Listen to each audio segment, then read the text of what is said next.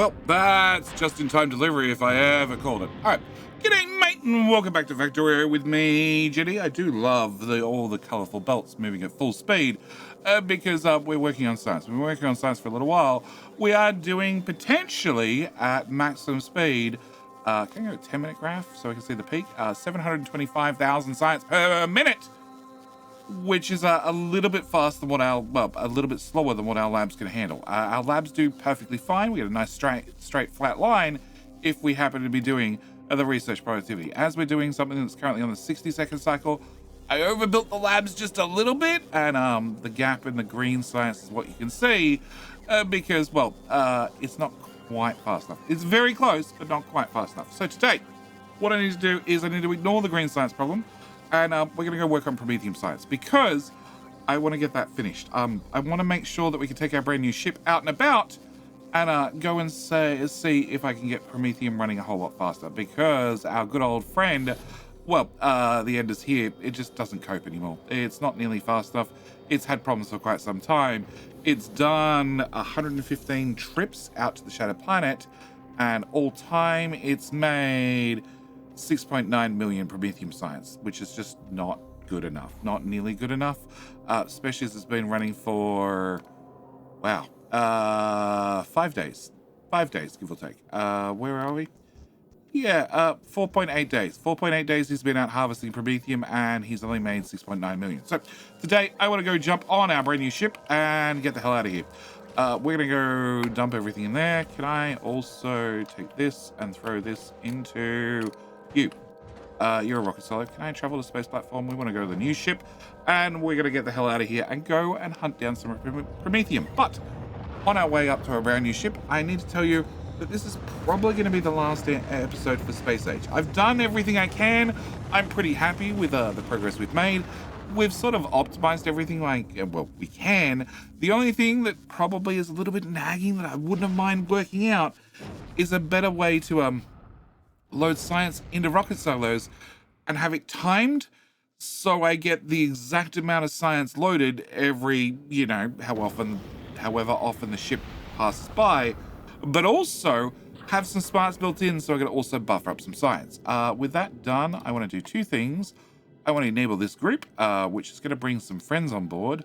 Oh, and I just realized I found a mistake in the blueprint. You're missing one of these for some reason. I don't know why, but you are. So I also need one of those launched up. Cool. So we're going to do a few things. We're going to get our one rocket engine launched up. I'm also going to rename the ship to, well, we love spaghetti because this is the most spaghetti ship I've ever made. Oh, now I need platform as well. Okay.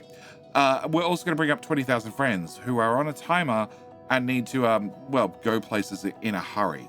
Yeah, can I actually, I've just realized I'd really love some speed modules. Can I get a stack of those as well? Cool, not going to cut this fine at all. Yeah, they're on a 30-minute timer. Now, because of our changes to our rocket system, with the launching of biters, they should all launch simultaneously, and therefore they should all arrive like that. Perfect. So that part works. Yeah, I don't really want the extra. On their way. Oh, well, if you're on your way, fine. The idea is we've already hit go. Okay, so it counts down a little bit because these inserters start grabbing straight away, and they should probably be that type of inserter, and I have no idea why you're holding that in your hand. Oh, probably because the inserter went down before the building went down. Can I pull that out too? Cool. Can I go there, and there? All right. We're going to go for a tour of the ship. As soon as the engines start up, can I turn that off? And... oh, really? You had to get... okay. Well, we got 28 minutes to dispose of 20,000 biters. Cool. What could go wrong? All right. So whilst the ship boots up and heads off, can I just change the research really quickly? I'd really like artillery shooting speed. Because this is a... actually, can I just put you at... yeah, we'll do that. We'll do that. Because you've only got a minute left. Sure. All right. So whilst we launch, whilst we're off, let's start talking about the ship and the designs of the ship, the features of the ship. I'm going to start with fuel. Because it seems like a good way to make a good distance around the ship and cover a few things. So we import fuel. I make sure I have 350 fusion power cells on board. I never ever use 350, but I like just having some ready to go. And they pass out on this belt. Then they head to the right, and then they head down because the power station's at the rear of the ship. Why? Because that's just where I put it. No other reason. We pass all the way down the right-hand side of the ship. Let me zoom out so we move a little bit faster. Yeah, no, I don't know why I have that there. Cool. And then we come down to here. From here, we go to left an awful lot. We do a little zigzag here and then head further to the left. And then finally, we head up to here to our little power plant. Our little power plant is a 900 megawatt power plant normally, but because it's legendary, it's like 2.25 gigawatts. It's enough that we have plenty of power, not enough that I have belts on the end of my belt. Okay. Not enough that I can put lasers on this ship and fly this ship around with nothing but lasers. It is a ship that uses a lot of guns. An awful lot of guns, but an awful lot of guns solve an awful lot of problems, especially when you have faster shooting speed. Wow. That's 64,000. Yep. That's... Oh. Can you get 128,000, 256, 512, 1 million... Sure, and then that could go up to the end. We throw in 2 million as one as well. Yeah, okay. All right, can we do that? 10 seconds. Wow. Okay, so this is the power plant. Power plant does power. Yeah.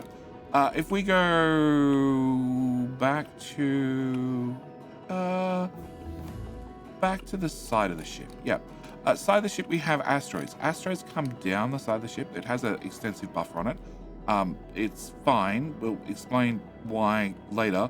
But asteroids come down here.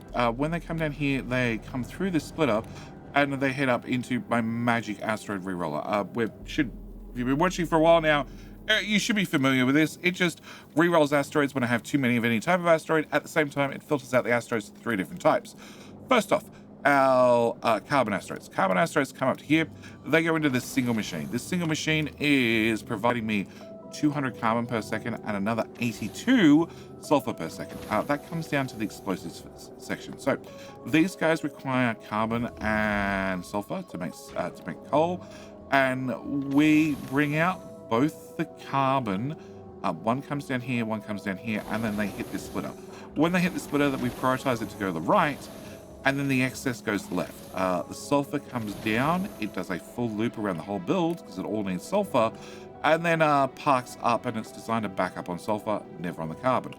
Carbon intentionally goes to the right first because these guys need 5 carbon to every 1 sulfur with a 2-second crafting time, and then they're legendary, so they actually have a crafting speed of about 17, added with the beacon in there as well. So they craft incredibly quickly. Can I pull that out? Yeah, the longhand insert is not nearly fast enough. Hence why we try and get the carbon from the back.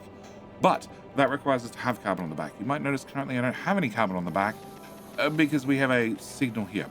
We're reading this piece of belt, and when this piece of belt has too much carbon on it, at the moment it's sending 8, which means it has 2 tiles worth of carbon on it. Well, that's not enough. But when it gets over 15, we dump all the carbon on this belt because carbon and sulfur for explosives is a carbon positive. You're always short on the sulfur.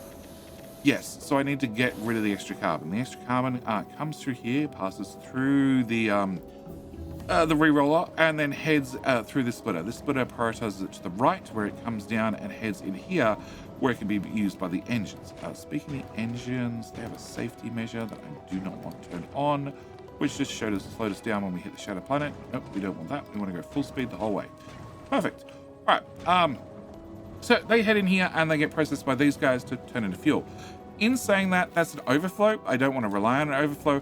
So I have a second machine right here that just finds carbon anywhere it possibly can, dumps the, rerolls, if we get a reroll, out onto any belt it damn well can, to make sure that, we have carbon right here for the engines. This is the backup. This is the primary. The primary is a overflow, therefore we need to have a backup. Again, you do 400 per second, and for fuel, we need 26. Yep, it doesn't work very hard. So that covers a part of our carbon. The other part of our carbon heads, from here, we're going to split up, heads over here, passes past ice, iron, all sorts of things, heads its way over here, where I need you to go there. There, actually. Yeah. Heads over to the second machine. The second machine is another one making more explosives because this ship goes through an awful lot of explosives. Our explosives factory on this side feeds the explosives through, and then we prioritize to fill in railguns. Railguns, we all know, are very, very boring. They just have a sizable crafting time of 25 seconds, and they need an awful lot of copper cable. So we have a whole bunch of long-hand inserters to shove the copper cable in fast enough. I'm pretty sure it's fast enough. Ideally, I shouldn't have used long-hand inserters, but I don't think it matters. Yeah, you haven't slowed down crafting at all, but then again, 22, 12, 2, you're maxed out. Can I pull out all of them? Yeah, you don't have any downtime. You don't have any downtime at all. Okay, long-hand inserters it is. So, we produce an awful lot of railguns here. We have the explosives prioritized in the first one, and then the overflow goes in the second one, and the overflow goes to the third one. We have a couple of railgun rounds.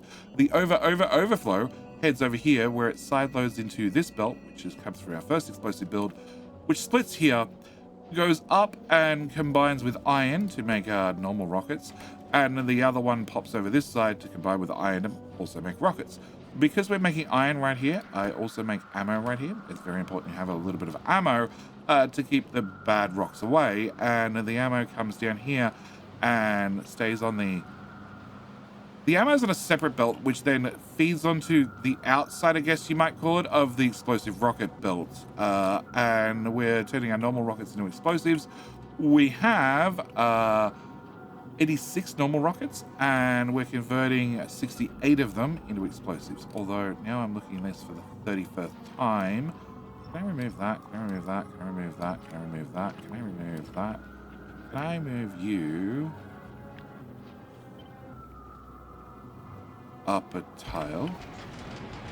Can I get a new one of them? Can I move you up a tile?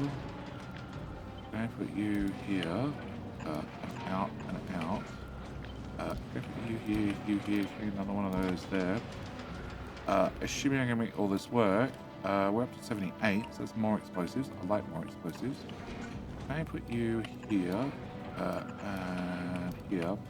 This ship has taken me a while to design, an awful long while to design. Can I have you go to there, and then to there, and then that way? Can I plug that in? Does that work? Ammo comes down, ammo comes through here, ammo goes there. Perfect. All right, can you go do the same? There to there to there, and there. And we're going to plug that in. Cool. So 78 explosives, rockets per second, compared to the 86 normals. Making the normals is very, very much easier than making the explosives. In saying that, I might have 244.3.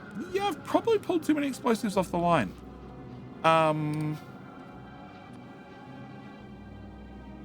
You know what? I can probably fix that with one of these. No, I can't. I can if I put it there. Can I put my underground there? And then can I put this here? That should provide enough extra explosives to this side. This side is just screwed. Here, we're over by 2.1. We're just screwed. Okay.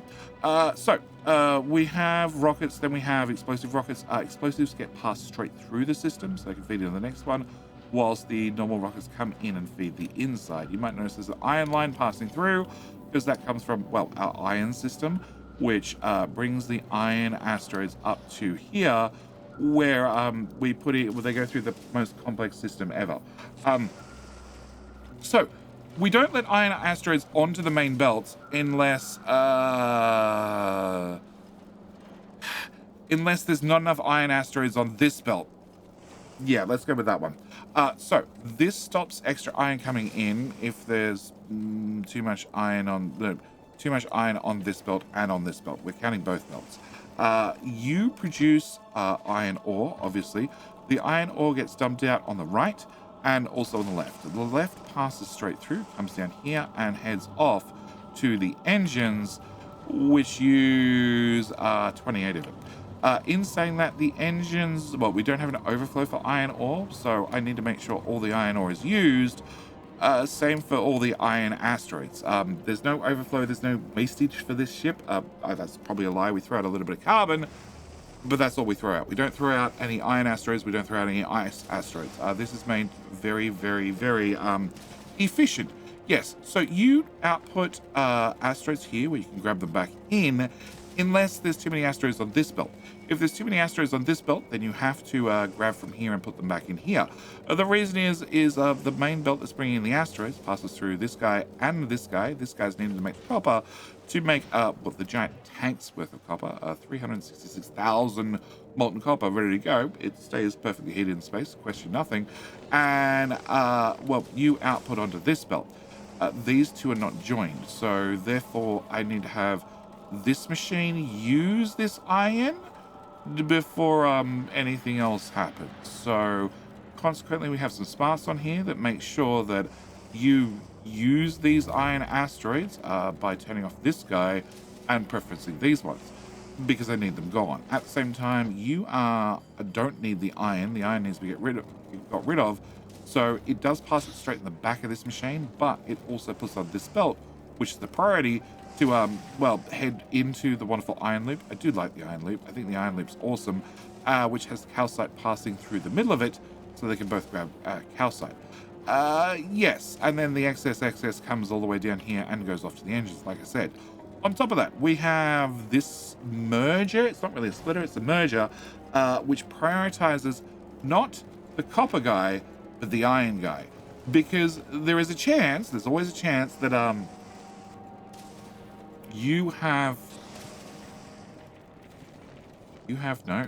there's a chance that this is backed up with iron. You don't have any asteroids to grab, so therefore no asteroids can come down here so you can grab more iron. I think that's the reason. I know there's a reason why this is prioritizing this one. I just can't think of it right now. But there's definitely a reason why we're prioritizing one over the other. Very important that we prioritize that one. Okay, last one is ice. Ice comes up to here. Ice gets split out, both the ice and the calcite. They ride the same belt here together, passing the copper so we can grab calcite there. Passing both the iron so we can grab calcite there. Heading down here where, calcite and ice come into a loop. And you might notice there's no ice down here. And that is because they have two ice machines to eat fuel machines. In saying that, we are still positive by 60 water, but there's no ice down here. There's no ice down here because this is a ice burning off area, I guess you could call it. It's not the primary place where we're making water.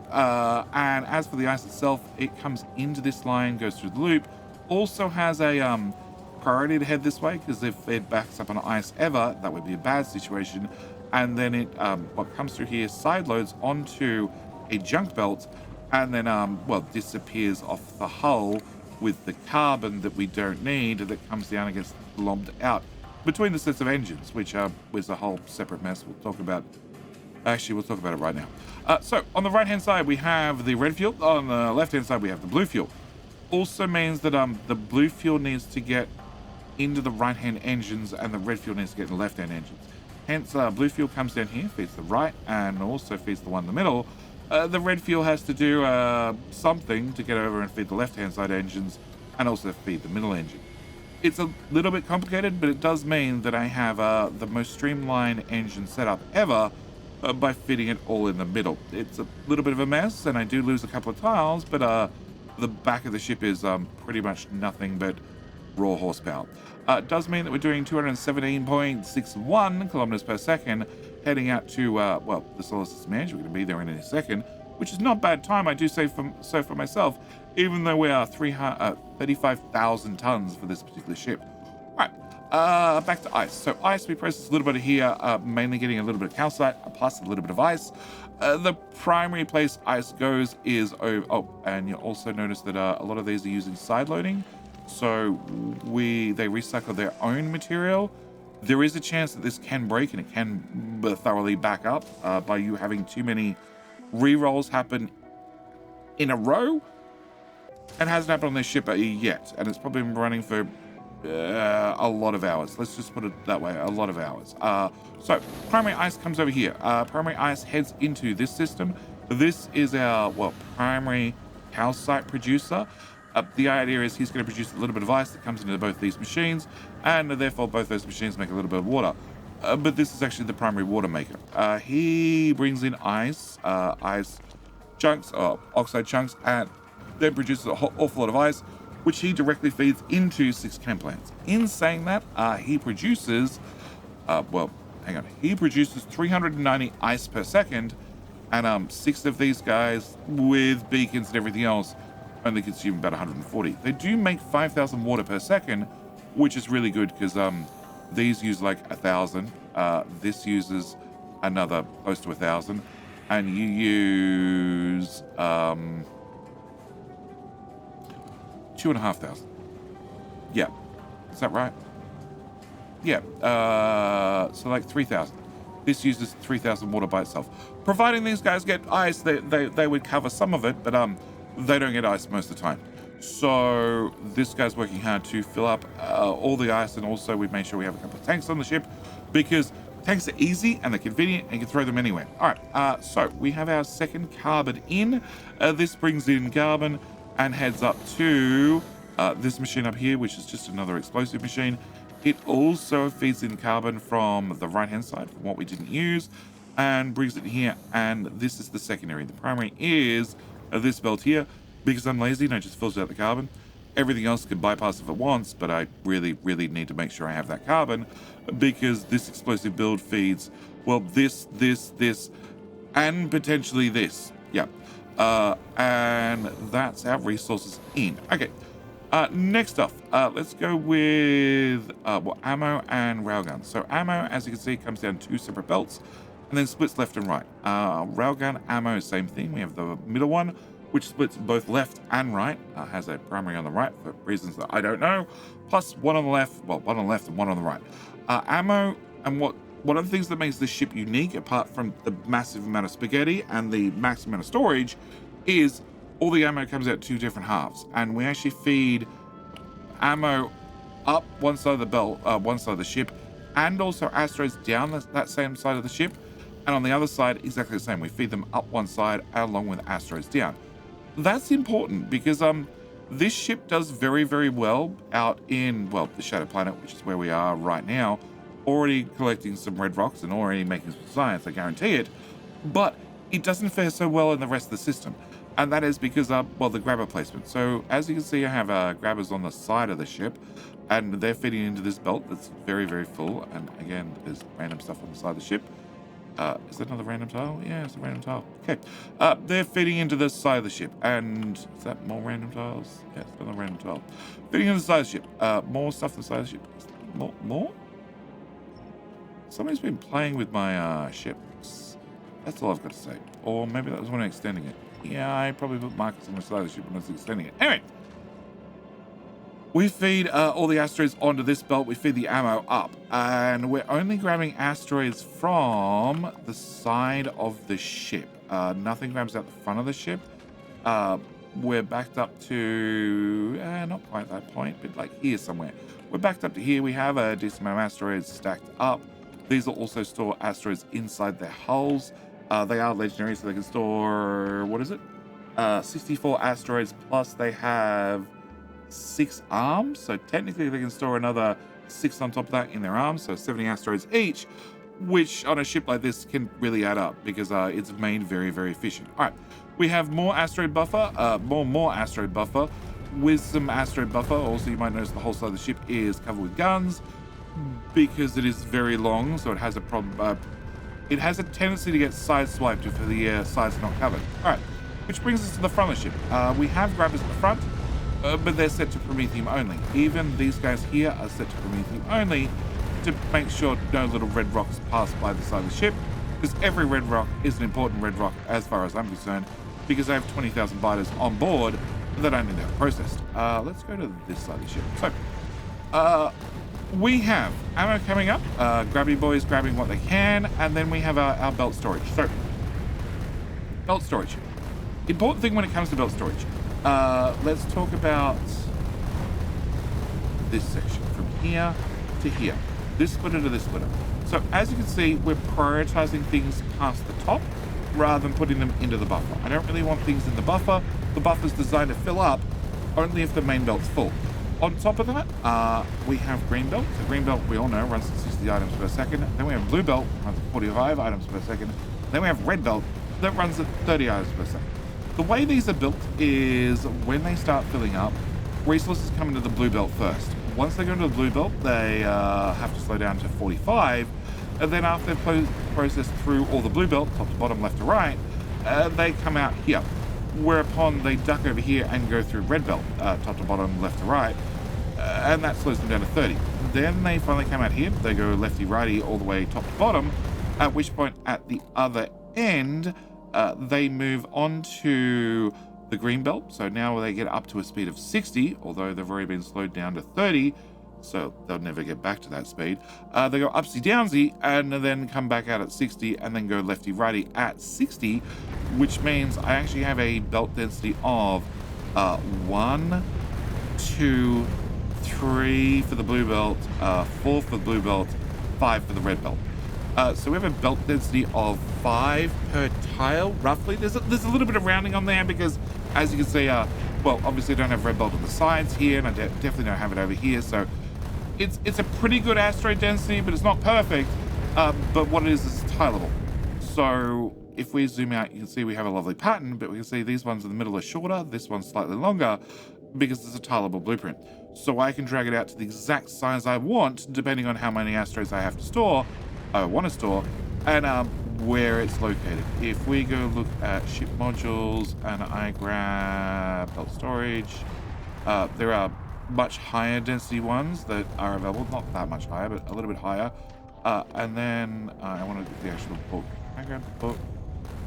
No, wrong one. I want ship modules and belt storage and that one. And can I go to the top one? And then the middle one, and then we just drag that to there, and then we go to the bottom one, like that, and it's the exact length I wanted. But yes, biggest thing is we're prioritizing resources straight through. Now, because we have a 60 belt, we run through two 30 belts. Well, a 30 belt, which slows down to 30, and then another one which is going to also output 30, which means when the buffers are full, this system can only output 30 items per second, and this system can only output 30 items per second. So we take this 30 and this 30, we have you output and then jump on the top belt, whilst this guy's outputting to the bottom belt, well, to the same splitter eventually, and then we join those two belts together and send them down to actually get to, well, the main hub and also our science processing area. But yes, I have one belt storage, 2, 3, 4, 5, 6, 7, 8, 9, 10, 11, and 12. And we have many, many grabbers and many, many railguns across the front. I'm hoping with the current research that we have enough research that these guys don't have any issues. I really, really hope. But we have railguns shooting huge and also the bigs as well. We have the rockets aiming at all the bigs, and they're also allowed to pick up the mediums. And then we have the guns cleaning up the smalls, and also they're allowed to pick up the mediums as well. Not that the mediums normally get close enough because, well, you guys have significant range, being that you're legendary. The ones on the side are not so legendary because I don't want them wasting ammo shooting something all the way out here. We just double check. Yeah, legendary is all the way out here. Whatever's out here can stay alive. I don't really care. But I do need you to pick up these big asteroids and medium asteroids sort of at this distance, so the guns on the side have less stuff they have to deal with, preferably almost nothing to deal with. So, grabby boys, we have, let's go with, no, you just passed that great jump. So, these guys are done in pairs, but you need 8 inserters to fully fill a belt, which is very awkward to get around a couple of grabby boys. Also, depending on where you are on the way to the shadow planet, also makes a big difference on your density. The higher density, obviously, the more of these guys you can run continuously to build a full belt with 8 inserters somehow. Or you can have 3 of them and get 8 inserters off all 3 of them, and potentially have 1 inserter left over, so you can have this unfiltered to take other asteroids out and actually use them for like fuel and stuff. In my case, I went with we're just going to use everything on the side. Because the shadow planet area is so thick with asteroid density, I have plenty of materials coming down the side that these guys can grab, but it does mean when this ship's flying around through the inner system, it has a horrible time trying to have asteroids. So, a word to the wise, make sure this ship's fully buffered before you, well, actually, no, send it out to the shadow planet half buffered, and it should fill up on the way there. Well, when it gets there, providing it survives. Anyway, as I was saying, we have all the red asteroids. All the rest of red asteroids come out, and they go through this wonderful splitter. This is a 16-lane splitter. Balancer. 16-lane balancer, which then just distributes things across all 16 lanes. And you might say, JD, you have 1 through to 12. That's not 16. I'm like, yeah, it is. We have, well, these two groups here have a dedicated exit belt. Plus we have an extra belt because eventually when they're both trying to empty at the same time, plus we have excess up here, you can end up with a situation where some needs to overflow through another belt. So we have 12 belt buffers, plus we have an extra 2 dedicated exits, so that brings us up to 14. And then on this side I have 1 extra dedicated exit belt. So I have no idea where the other belt went. It disappeared somewhere, but that's perfectly fine because they're all attached to something. Now back to these guys. So we have 2 of these merged together, dedicated exit belt. 2 of these merged together, dedicated exit belt. 2 of these facing the opposite way, dedicated exit belt. 2 exit belt, 2 exit belt, and 2 exit belt. With our exits, we come down here, and then well, the idea is, where are we? We have exit number 1, exit number 2 merged together, and then, well, they just bypass straight through to the final exit. Next belts that come through when they're fully, full of asteroids, yep, they pop down here, and then they go into, well, this belt buffer, well, the bottom line goes into this belt buffer and then overflows into this belt buffer. The second line will come through here, can't exit because it's going to be full already, so it goes into this buffer and this buffer. The third line, in theory, can come all the way here. If it can't, it will come down here and it will go to this exit. If it can't go to this exit, it will overflow into this belt buffer. We have this belt buffer that's coming down here and goes into here as well. This one comes straight through, and it actually goes straight through and comes the other end of the ship where all the buffers end up merging down here. And once they've all merged together, including, actually no, you go into your own belt buffer, which is here facing the wrong way up the ship, just to confuse everybody. And then, yes, eventually everything comes down to this point where it all gets merged together and then heads up through the solar panels of undergroundness to finally get to this balancer. This balancer is a 11 lane. An 11-lane balancer, which is weird, I know. What's worse is I'm only using 10 of the 11 lanes to then output to a 12-lane balancer where I'm using 11 lanes. Actually, no, it's a 10. Is it 10? It's a 10, and I'm using 9 lanes. It's a 10-lane balancer where I'm using 9 lanes to output to a 12-lane balancer where I'm using 11 lanes. Yep. So we get our 11 lanes. We have this guy that has a dedicated 1 lane, 2 lane, 3 lane. We have this guy that has a dedicated 1 lane, 2 lane, 3 lane. We have this guy that has a dedicated 1 lane, 2 lane, 3 lane. We have this guy up here which has a not dedicated line. Ooh, yeah, with a overflow line. Yeah, which is 1, 2, 3, 4, 5, 6, 7, 8, 9, 10. Yeah, so I have no idea where the other lane went either. There's a little bit of spaghetti when it comes to the ship. Also, you might notice there's walls placed in every damn tile that I can find because we have live friends on board that are down to 7 minutes left on their lifespan, and we still have 16,000 alive on the ship, which is possibly problematic.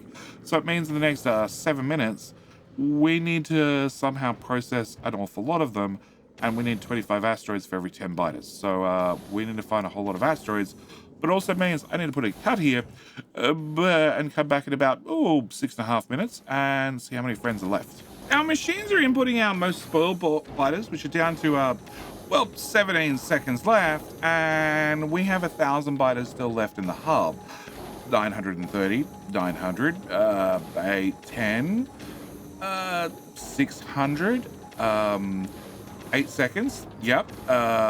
400, 5 seconds. 230, 160, 100, 40, and now it's just 100 or so that are in each of the machines with 4 seconds, 3 seconds, 2 seconds, and a couple of dead biters. Yeah. So that seems to have solved that problem. Now these guys, well, we took a little bit of damage, a couple of 100 hit points. It's perfectly fine. Meanwhile, we have these guys that now shall input any shiny red rocks that they have. Well, providing the belts fill up. This guy is going to take a little while till this is full of rocks, which it now is. And now we're just going to throw 30,000 rocks in here because, well, we have just a tiny amount of storage on this ship.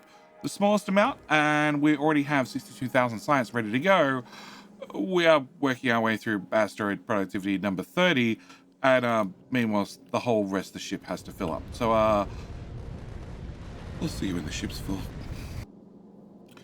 It took a while, but the ship is finally full. Yep, we have a red asteroid or two. As you can see, every single buffer is full, every single piece of belt is full. It does take a while for this ship to fill up, mainly because of the sheer amount of asteroids it brings back.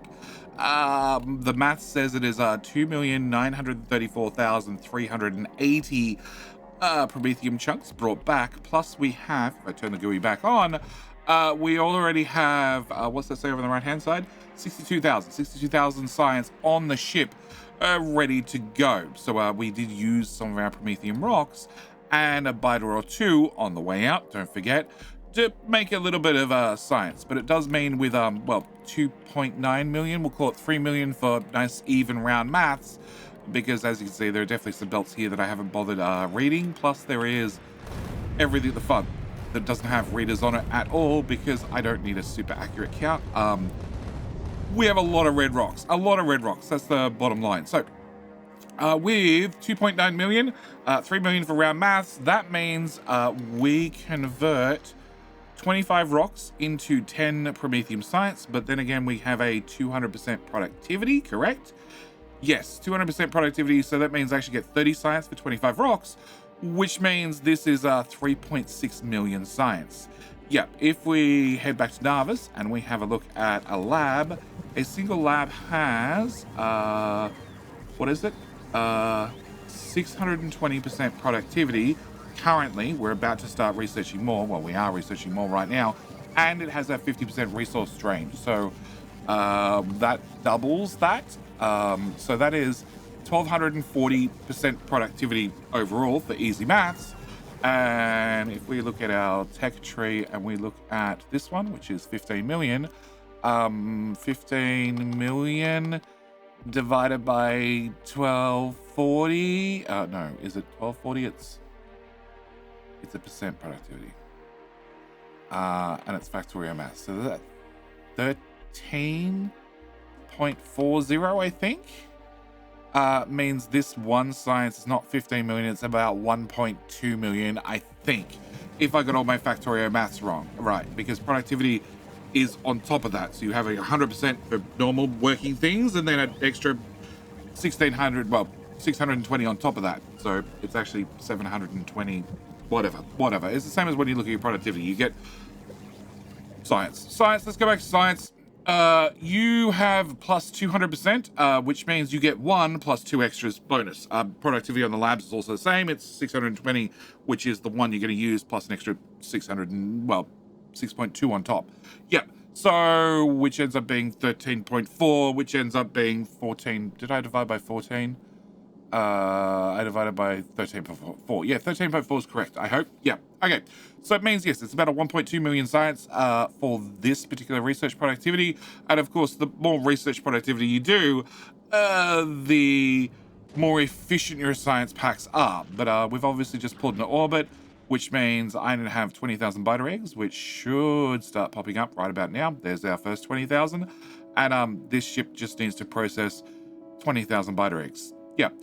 Whilst it's processing it, it will keep requesting in more biter eggs and then process those as fast as possible. Whilst anytime we're waiting for biter eggs to appear, we will start loading red rocks into the main hub because we have these 4 inserters set to 30,000 each.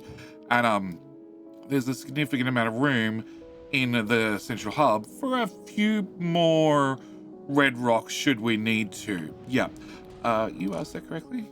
Yeah, you asked that correctly. You just said not to do these, so we actually have one dedicated to doing just biter eggs should we need more biter eggs. But yeah, eggs are just going to keep launching up basically as fast as this thing can chew it, and until we have less than 10 red chunks somewhere on this ship, it's going to hang around orbit. So eventually it will leave with another 20,000 eggs off to the edge of the universe, and it only takes 6,700 seconds to fill up, which is about 2 hours. It is a little bit of a long haul, but as I said, you can always build 2 of them. All right, so whilst this has been happening, I did go over to Vulcanus and I did add in a little bit of graphical art for myself. This is a representation of how many rocket silos are ready to launch, i.e. they're completely full of science. All 80 of them now we're up to.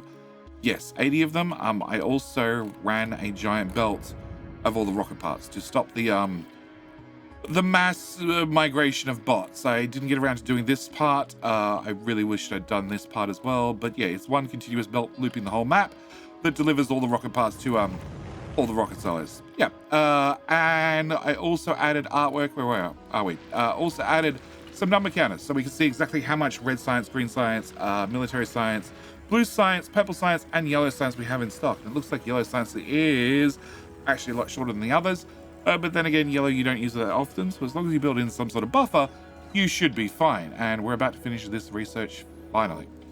Yeah, it's a little bit low because obviously we're waiting on bits and pieces. All right, well, mainly Prometheum science. Yeah, so where are we? Prometheum. It is Spaghetti Ship. So Spaghetti Ship is processing. You have none on board. And if we go check in Narvis, actually, if we check out Science Graph, it still says 0. Yep, it needs a chance to buffer up a little bit before we set it off to go flat out. So realistically, you'd normally do some other science, like our asteroid productivity, which is still not done, funnily enough, because I left everything. I left the machine, and there might have been a little boo-boo on Vulcanus where I added in twice as much tungsten order delivery, and I forgot to run the belt past the bottom. Oops. Anyway, so. As for Space Age, I'm very done. I've thoroughly enjoyed Space Age. Space Age has been a blast. And I do know that there is an awful lot of mods. Well, I don't even think a spider can get there. Spider team? Oh, red spider can stay. You don't have anything, I don't think. Blue team? Oh no, you guys can walk across that. Cool, because the biters can't. Yeah, this is the problem with flying eggs across the map. That's why I try to avoid it. Anyway, as I was saying, I've thoroughly enjoyed Space Age. I do look forward to Factorio 2.1 and what other things the devs are going to add. I do know that there is a bunch of mods out there that add other planets. I have seen them. Some of them look very good. Some of them look like they're still very much a work in progress. But for right now, I'm going to hang up the Factorio hat. I'm going to hang up the Factorio hat for a little while. I have been speedrunning Factorio as a massive multiplayer for a couple of weeks now. Just doing that on the weekends. That's been a lot of fun, playing through all of Space Age, starting at Narvis and getting to the Solar System Edge in like sub 10 hours. Been very, very interesting. But for right now, I'm going to hang up the hat for a little while. I do want to come back. Like I said, I do want to see what they do in 2.1. And I think the only thing I didn't get to do, there's a lot of things I didn't get to show you, like how to delete pollution on Narvis. That was an interesting one. Didn't get a chance to show you guys that. Did get to do that in the live stream, but not in the Let's Play. The other thing I didn't really get a chance to do is I didn't get to show you guys how to stop stompers dead in their tracks. Yeah, I decided to make a wall because the stompers on Gleba, although our pollution cloud keeps getting larger, and although our turret coverage covers an awful lot, they're obviously still outside the pollution area, and when they hit the walls, they're destroying like a few hundred walls at a time. It's really not really too much of an issue because they definitely die before they actually damage anything important, especially as I've started putting in a legendary rockets with legendary lasers. I don't have legendary to test the turrets because frankly I couldn't be bothered because they're only really useful on this planet. Oh, some died. Okay, some of them still died because Stompy boys be Stompy. Yeah, I did put in a new railgun design. They are all in the Patreon blueprints. If you're having problem on a gleba, there is a gun design that stops them dead. They have no hope of doing what these guys are about to do. Stepping over the wall, and actually they didn't break too many walls. They were pretty gentle. I keep having ones where, you know, this whole section of the wall just disappears and has to be replaced. It's a little bit of stone. It's perfectly fine. Anyway, didn't get a chance to show that. Didn't get a chance to show a few other things. I would have liked to have fit them in, but I just didn't have enough time during this Let's Play. But what I do need to do is I do need to get the hell out of here and go back to Narvis the old-fashioned way. So, as always, thank you guys for watching. Do hope you've enjoyed! And I look forward to seeing you in, well, the very next video. All right, that's it. I'm out. Bye.